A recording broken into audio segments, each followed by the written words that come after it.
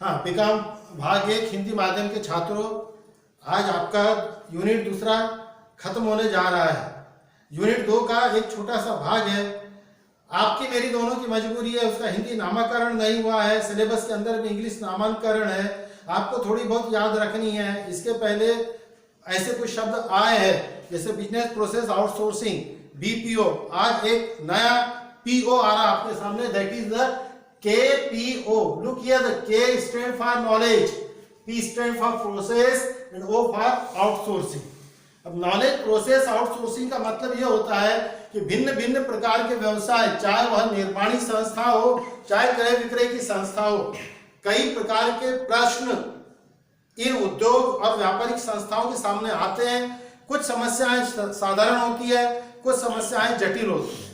जब जटिल समस्या होती है तो उसका समाधान कोई भी कर लेगा, ऐसा संभव नहीं होता है। हर चीज के अपने अपने विशेषज्ञ होते हैं। जैसे व्यवसाय की यदि बात करें तो व्यवसाय में कुछ कानूनी दाव पेच यदि आ गए तो उसके लिए कानूनी सलाह लेनी पड़ती है। सामान्यतः ये काम वकील करता है, कोई आलतू फालतू आदमी नहीं करेगा। व्यवसाय के अंदर में कई बार मशीनों से रिलेटेड टेक्नोलॉजिकल नॉलेज की जरूरत होती है। सीधी सी बात है, ये टेक्निकल नॉलेज जो व्यवसाय का मालिक है उसको होगा ही जरूरी नहीं है, उसके लिए इंजीनियरों की जरूरत पड़ती है। बिजनेस जिस एरिया में आप कर रहे हैं, आपकी इंडस्ट्री जिस एरिया में है, उस इंडस्ट्रीज की जो लोकल सराउंडिंग सिचुएशंस है, जो आसपास का वातावरण है, क्षेत्रीय समस्याएं जिसको बोलते हैं, उसकी जानकारी रहने को ना कि आपकी फैक्ट्री जो है, फैक्ट्री से आपके 40 से 50 किलोमीटर चारों तरफ का एरिया किस तरह का है, वहां की भूमि कैसी है, जंगल है क्या, लोग कैसे हैं, लोकेलिटी कैसी है, आदिवासी है कि शहरी है कि ग्रामीण है कि अति ग्रामीण है, विकसित है कि अविकसित है, ये सब जानकारी आपको यानी कि व्यवसाय के मालिक को होगी ही जरूरी नहीं है। उसके लिए आपको स्थानीय विशेषज्ञों की जरूरत पड़ेगी। जो नेचुरल चीजें होती है कि भाई ये माइंस है, मेरी इंडस्ट्रीज लगी है और उसके पास में कोई पहाड़ियां हैं, अब उस पहाड़ियों में कितना कोयला भरा हुआ है, कितना मैग्नीज है, कितना बॉक्साइट है, कितना चूना पत्थर है, एक तो इसको खोदोगे जब पता चलेगा। लेकिन जो भूगर्भ शास्त्र के जो वैज्ञानिक होते हैं उनको इन सब की जानकारी होती है, जो कि वैज्ञानिक की श्रेणी में आते हैं। आपके व्यवसाय से रिलेटेड भी यदि हम बात कर ले तो हम सब कॉमर्स के स्टूडेंट हैं। कॉमर्स के स्टूडेंट्स को एब्सोल्युटली व्यापार लाभालाभ लेखा बनाना होता है, बैलेंस शीट बनानी होती है, बुक कीपिंग करनी होती है, पुस्तक पाठन करना होता है, जर्नल एंट्रीज करनी होती है, अकाउंट के ट्रांजैक्शंस को संभालने होते हैं। ये अकाउंट जो हम लिख रहे हैं, जो हिसाब किताब रख रहे हैं, जरूरी नहीं है कि सारी जनता को या आपके कारखाने में या आपके उद्योग में काम करने वाले सब लोगों को इस चीज का नॉलेज हो, क्योंकि यह अकाउंट की पूरी नॉलेज रखने वाला आदमी कहलाता है अंकेक्षक। ये जो व्यक्ति होते हैं ये सिर्फ नाम के व्यक्ति नहीं होते, बल्कि काम के भी व्यक्ति होते हैं और ज्ञान के भी व्यक्ति होते हैं। क्योंकि जो वकील है वो वकालत की पढ़ाई करके उसने ज्ञान अर्जित किया हुआ है, इंजीनियरिंग टेक्नोलॉजी का नॉलेज हासिल करके वो आदमी इंजीनियर बना हुआ है। स्थानीय विशेषज्ञ पूरे रात दिन उसी चीज में लगे होते हैं कि भी उनके सराउंडिंग एरिया की उनको इंफॉर्मेशन होती है। एक वैज्ञानिक एब्सोल्युटली वैज्ञानिक की पढ़ाई करने के बाद उनका जो प्रैक्टिकल नॉलेज होता है उसके बलबूते पे वो बने होते हैं। इंस्टीट्यूट ऑफ चार्टर्ड अकाउंट, लागत वर्ष लेखा, एमकॉम, सीए, आईसीए वगैरह वगैरह, प्रत्यक्ष अप्रत्यक्ष रूप से इन्हें अकाउंट्स की जानकारी होती है। ऐसी और कई चीजें आती है। श्रम संघों के अंतर्गत भी कई बार बात आती है, तो लेबर इकोनॉमिक्स का उनको नॉलेज होनी चाहिए। ये बात मैं खास करके इसलिए बता रहा हूं कि एक व्यापार को सफलतापूर्वक चलाने, एक उद्योग को तेजी से विकसित करने के लिए केवल श्रम, पूंजी, संगठन और साहस से ही काम नहीं चलता है, बल्कि समय के अनुसार योग्य निर्णय लेने के लिए योग्य व्यक्ति की योग्य सलाह की जरूरत पड़ती है। तब इन बातों पे से तो ऐसा लगता है कि सर यदि हमको बिजनेस बहुत ही अच्छी तरह से चलाना है तो बिजनेस के रूटीन के अलावा हमको एक वकील को भी अपॉइंट करना चाहिए, हमें इंजीनियर अपॉइंट करना चाहिए, हमें स्थानीय विशेषज्ञ अपॉइंट करना चाहिए, हमें ऑडिटर अपॉइंट करना चाहिए। तो ये तो मैंने एग्जांपल दिया। ऐसे यदि मान लो 10 रहेंगे तो आप कितने लोगों को अपॉइंट करेंगे? कारण लोगों को अपॉइंट करना महत्वपूर्ण नहीं है, महत्वपूर्ण यह है कि उन लोगों को जब हम अपॉइंट कर देते हैं तो उसके लिए हमारे ऊपर में कई वैधानिक दायित्व आ जाते हैं। आपने किसी को नियुक्त किया है, उसको बंदी बंधाई तनख्वाह देनी पड़ेगी, चाहे उसका आपको काम हो या न हो, उसको भिन्न भिन्न प्रकार की सुविधाएं देनी होंगी। तो कई बार ऐसा हो जाता है कि भी किसी एक से आपने अंकेक्षक को अपॉइंट किया, अब इसका काम है साल में एक बार जाकर के बैलेंस शीट और व्यापार लाभांश लेखे को बनाना और आपकी अकाउंट की जांच करना। अब सामान्यतः जिसको हम अकाउंटेंट के रूप में नियुक्त करते हैं, क्या वो एकदम बुद्धू होता है? क्या उसको कुछ नॉलेज ही नहीं होता है? नॉलेज सब होता है ना, थोड़ी थोड़ी चीजों के लिए कभी कभी उसको सलाह लेनी पड़ती। तो थोड़ी थोड़ी सलाह के लिए भी आप यदि मुख्य व्यक्ति को नियुक्त कर देते हैं तो यह आपके खर्च में बढ़ोतरी करता है। तब प्रश्न उठता है कि इसका समाधान क्या है? तो समाधान यह है, और सर ये नॉलेज प्रोसेस आउटसोर्सिंग का मतलब क्या है? तो मतलब सीधा है कि भी आपके व्यवसाय को आवश्यकता अनुसार जब जब किसी प्रकार के ज्ञान की, नॉलेज की जरूरत पड़ेगी, तब आपने व्यवसाय में उपयोग आने वाले बौद्धिक एवं प्रायोगिक प्रैक्टिकल नॉलेज के लिए, ज्ञान के लिए स्थायी मानव शक्ति की, यानी एक वकील या इंजीनियर या वैज्ञानिक या अंकेक्षक को डायरेक्ट अपॉइंट नहीं करने का, बल्कि किसी तीसरे पक्ष से कॉन्ट्रैक्ट बेसिस पर सेवाएं लेना, ये केवल मुद्दा क्या है कि भाई जैसे वकील है तो आप एक वकील के साथ में एग्रीमेंट करो। एग्रीमेंट ये करो कि वकील बाबू आप मेरी बिजनेस इकाई के स्थायी कर्मचारी नहीं हो, लेकिन मैं आपसे एक एग्रीमेंट करता हूं कि पूरे वर्ष के दौरान मेरे बिजनेस में यदि किसी प्रकार की कोई लीगल वैधानिक समस्या खड़ी होगी तब मैं मेरी समस्याएं लेकर आपके पास में आऊंगा, आपको उस समस्या का योग निदान करना है, बदले में जो आपकी सेवा शुल्क रहेगा, जो फीस रहेगी, वो मैं आपको दे दूंगा। आई बात समझ में? ये इसका मतलब हमने लीगली ज्ञान, कानूनी ज्ञान का आउटसोर्सिंग किया। किससे? वकील से।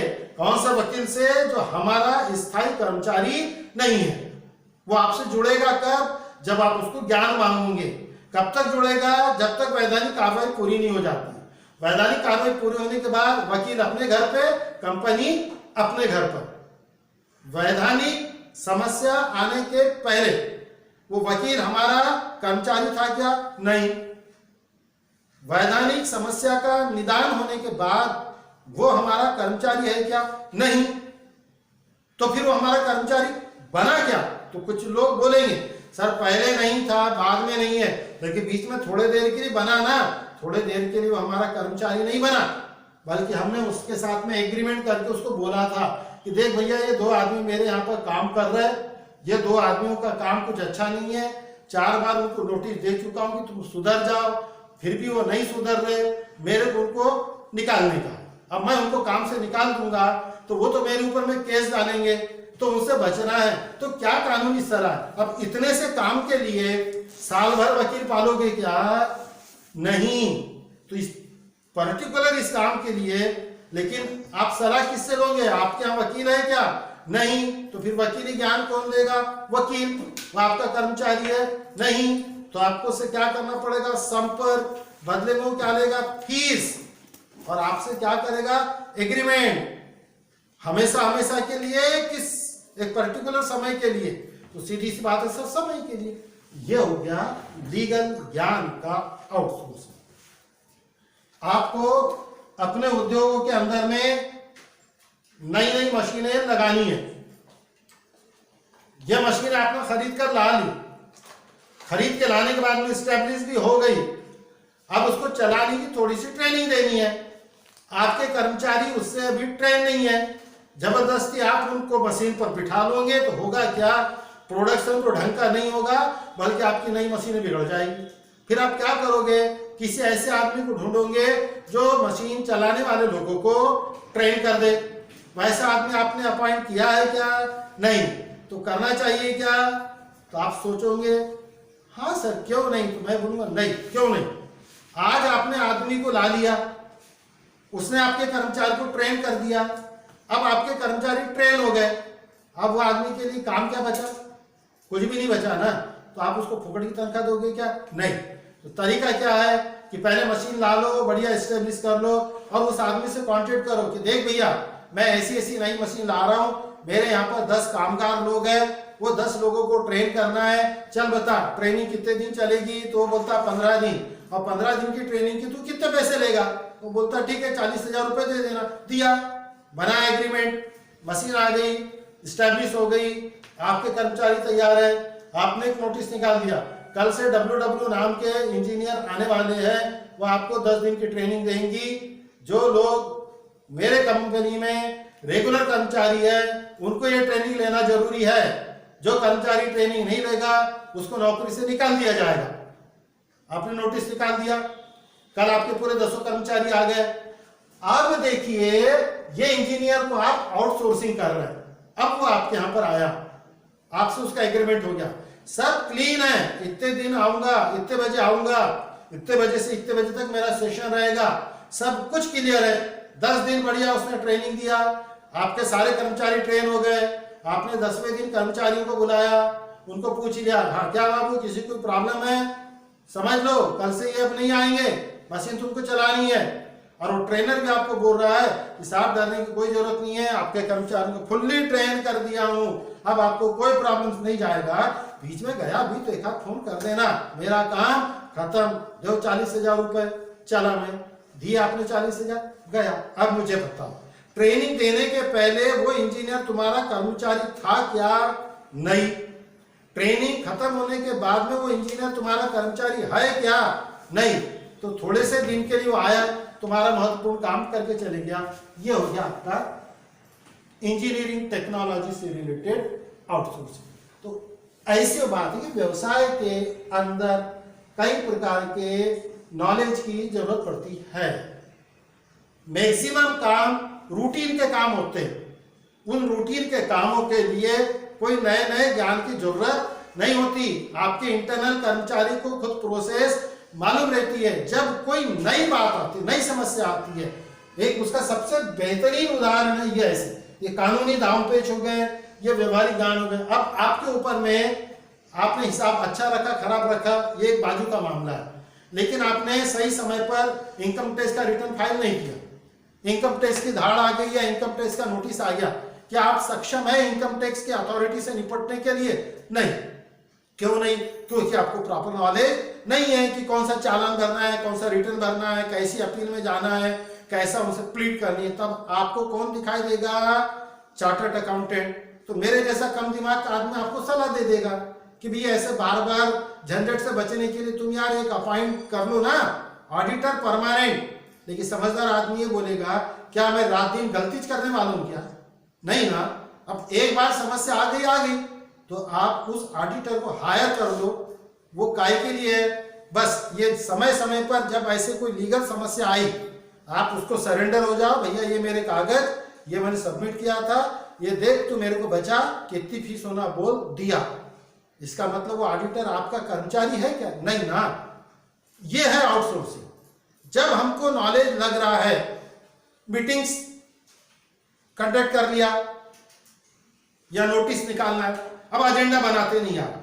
तो टेक्निकली बड़ी बड़ी कंपनी में तो कंपनी सेक्रेटरी रहता है। अब मान के चलो कि आपकी कोई छोटी सी कंपनी है, प्राइवेट कंपनी, और ये भी मान के चलो कि आपने कंपनी सेक्रेटरी अपॉइंट नहीं किया है क्योंकि आपका अभी बिजनेस छोटे लेवल पर चल रहा है, तो मीटिंग का नोटिस बनाने की अक्ल तो होना ना। अब अक्ल नहीं है तो जाहिर है या तो जिसमें अक्ल है उसको अपॉइंट कर लो, तो पालो, साल में मीटिंग लोगे 1 या 2 और तनख्वाह दोगे साल भर।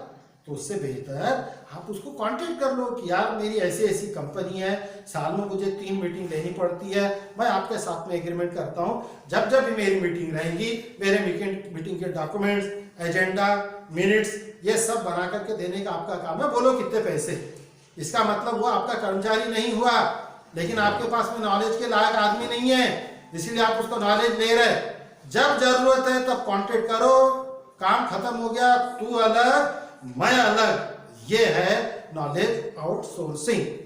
फायदा क्या होता है ये देखिए, वैधानिक दायित्व में कमी आती है, क्योंकि वो आपका परमानेंट कर्मचारी नहीं है तो वो आपके साथ में जबरदस्ती खुजली कर ही नहीं सकता, बल्कि वो तो आपके साथ अच्छा रहेगा कि बीच बीच में भैया मुझे इससे कॉन्ट्रैक्ट मिलते जाएंगे, मैं इसके साथ में अच्छा रहूंगा तो ये और दूसरी कंपनी को बताएगा, तीसरे को बताएगा, तो मुझे कॉन्ट्रैक्ट मिलते जाएंगे।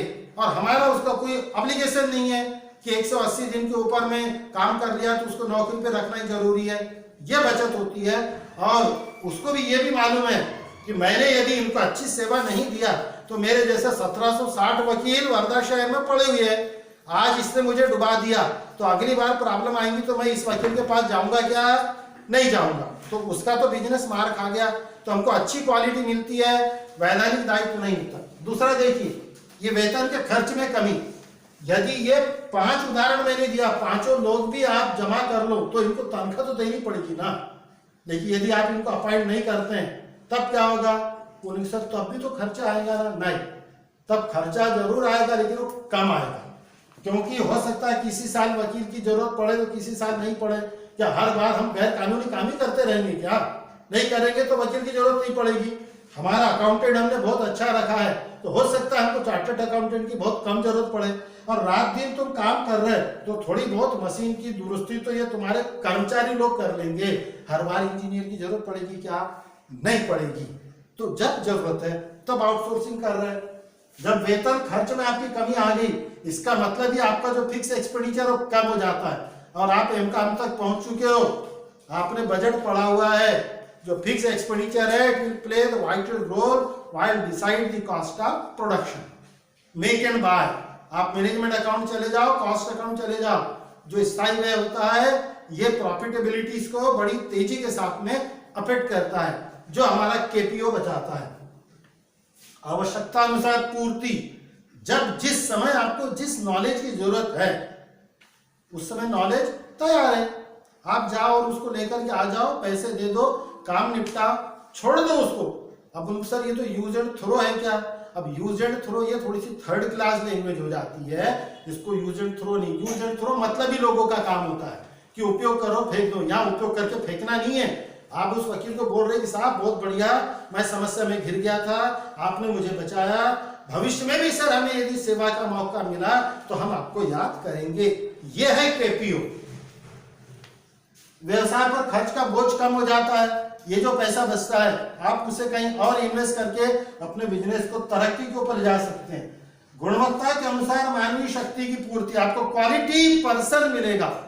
नॉलेज का मतलब है, नॉलेज ऐसा नहीं है मान लो कॉलेज के अंदर में एक कर्मचारी है जो आपका सॉफ्टवेयर और कंप्यूटर रिपेयर करता है। धीरे धीरे यदि उसको मान लो ऐसा तुमको लग रहा कि यार ये तो अपने नखरे दिखाना चालू कर दिया, तो उससे अच्छा टेक्नीशियन में मार्केट में अवेलेबल है ना, फिर आपको आउटसोर्सिंग ही तो करनी है।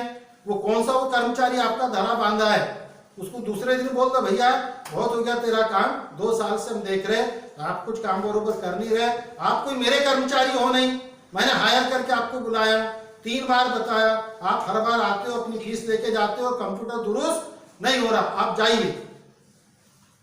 बल्कि यहाँ पर तो जो विशेषज्ञ है वो आपसे कांटेक्ट करेंगे, सर आपके यहाँ पर ऐसा ऐसा काम है क्या, अभी तो आप उसकी सेवा ले रहे हैं, वो अच्छा है, जरूरत पड़ी तो सर हमारी भी आप ख्याल रखिए, हम भी आपको बेहतर से बेहतर सर्विस दें। नॉलेज प्रोसेसिंग का, और कई बार आपको रूटीन मार्केट में लगता है एडवर्टाइज देनी है। अब एडवर्टाइज देनी है आपको अपने प्रोडक्ट की, तो तुम अपने वस्तु का प्रोडक्शन करोगे कि अपनी एडवर्टाइजिंग एजेंसी चलाओगे? एक का तो प्रोडक्ट बना रहे, तो उससे बेहतर तरीका है जो एडवर्टाइजिंग एजेंसी है उनके पास आप सरेंडर हो जाओ, वो आपको अच्छा नॉलेज देंगे कि भी आपको क्या कैसे बनाना है, क्या करना है, थोड़े से पैसे दो और लीगल ऑब्लिगेशन से छुटकारा। और इसीलिए कुल मिलाकर आपका financial burden on business will reduce.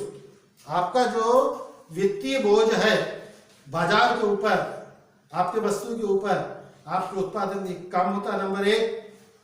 दूसरी बात, हर बार नए नए लोगों का अनुभव आपको मिलता है। जो भी नया आदमी आएगा वो पूरी ताकत के साथ में आपको अच्छी सेवा देगा। और इन सब काम के लिए आपका जो मुख्य उद्देश्य है अच्छा प्रोडक्शन करना, उस पर आप ध्यान केंद्रित करो।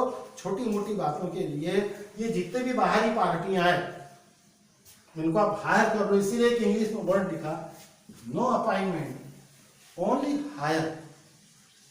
अब नो अपॉइंटमेंट ओनली हायर का मतलब किसी को अपॉइंट करो मत, वैसा नहीं बोल रहा हूं, ये ख्याल रखिए। ये टॉपिक है नॉलेज प्रोसेस आउटसोर्सिंग का। नॉलेज भी कौन सा, जो व्यवसाय में उपयोग आ रहा है, और वो भी ऐसा नॉलेज जो कभी कभी जरूरत पड़ती है, हर बार नहीं पड़ती। भैया परमानेंट नॉलेज की जरूरत है तो ये हायर के भरोसे नहीं रहना, उसके लिए स्थायी नियुक्ति करना, और वो स्थायी नियुक्ति करना आपके रूटीन बिजनेस का पार्ट है, वो केपीओ नहीं। उम्मीद है मुझे, जैसा मैंने बीपीओ आपको बताया था कि ओरिजिनल प्रोडक्शन खुद करो और उसको लगने वाली एसेसरीज बाहर से हायर करो, सेम वही है आपके बिजनेस का रूटीन वर्क आप अपने रूटीन कर्मचारियों से करवाओ। दिन प्रतिदिन का काम आपका स्थायी कर्मचारी करेगा। उसके लिए भाई साहब आदमी काम पर लगाइए, उनको अपॉइंट करो। मैंने ये नहीं बोला हूं कि किसी को अपॉइंट करो मत, या इंजीनियर का मतलब है इंजीनियर रखो मत, ऐसा नहीं बोला हूं। आपके जो डेली रूटीन का वर्क है उसके लिए इंजीनियर रखो, लेकिन हर इंजीनियर से बड़ा भी एक इंजीनियर होता है जो एक्सपर्ट नॉलेज रखता है। आपने दवाखाना लगाया है, हॉस्पिटल है, तो मैंने ये नहीं बोला हूं कि बगैर डॉक्टर के हॉस्पिटल रख लो, लेकिन आप डॉक्टर में हो सकता है आपके पास ब्रेन स्पेशलिस्ट नहीं होगा, और कुछ देर के लिए एक मरीज आ गया, अब उसके ब्रेन में मार लगा, तो क्या तुम्हारे घुटने वाले डॉक्टर से तुम उसके ब्रेन का इलाज कराओगे क्या? या जो आंख का डॉक्टर है वो उसकी ब्रेन चेक करेगा क्या? या जो पेट का डॉक्टर है वो ब्रेन चेक करेगा क्या? तो आप क्या बोलोगे, एक तो ब्रेन का डॉक्टर नहीं है तो तुम सीधा सीधा वो मरीज को सलाह दे करके दूसरे हॉस्पिटल भेज दोगे। लेकिन यदि आपको अपना हॉस्पिटल डेवलप करना है तो आपके पास में फोन नंबर रहते हैं, आपके कॉन्टेक्ट में रहते हैं। जैसे मरीज आ रहा तुरंत आपका फोन लगता है, हेलो डब्ल्यू सर, मेरे यहाँ पर एक पेशेंट आया है, ब्रेन की स्पेशल सर्जरी करनी पड़ती, आ जाइए। अब वो डॉक्टर आपका डॉक्टर नहीं है, लेकिन आपका उसके साथ में एग्रीमेंट है, वो पर्टिकुलरली आपके इसी मरीज को चेक करने के लिए आएगा, वो मरीज का ब्रेन का ऑपरेशन करेगा, मरीज को दुरुस्त कर देगा। मरीज को क्या लगेगा कि आपके दवाखाने में आया इसीलिए बच गया। आपको मालूम है कि वो मरीज क्यों बचा, क्योंकि तुमने बाहर से वो न्यूरोसर्जन को हायर किया। न्यूरोसर्जन ने उस मरीज को क्यों बचाया, क्योंकि उसको समय के अनुसार बार बार आपके हॉस्पिटल में आना है, उसको भी अपना नाम बदनाम नहीं करना। यहाँ पर हड्डी का डॉक्टर आपका था, पैर का डॉक्टर आपका था, एनेस्थीसिया डॉक्टर आपका था, आंख का डॉक्टर आपका था, न्यूरोसर्जन आपका नहीं था। वो वक्त पर आया, ऑपरेशन कर दिया, मरीज को सुधार दिया, वो गया अपनी जगह पर, आप अपनी जगह पर टाइपिंग पर्सन को आपने हायर किया था। This is knowledge process outsourcing. धन्यवाद।